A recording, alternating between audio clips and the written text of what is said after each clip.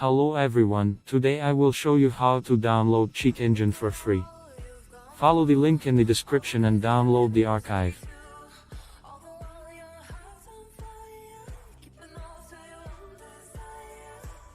For correct installation, you need to disable Windows Defender. Repeat all the steps for me.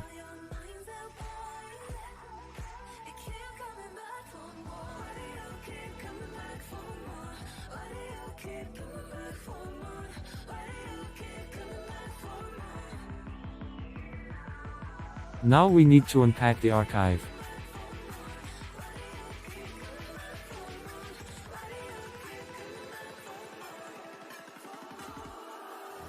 We start the installer.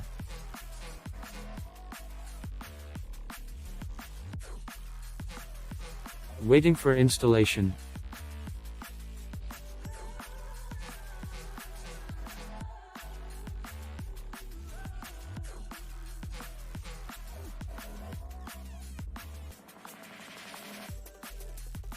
Now you can use Cheat Engine.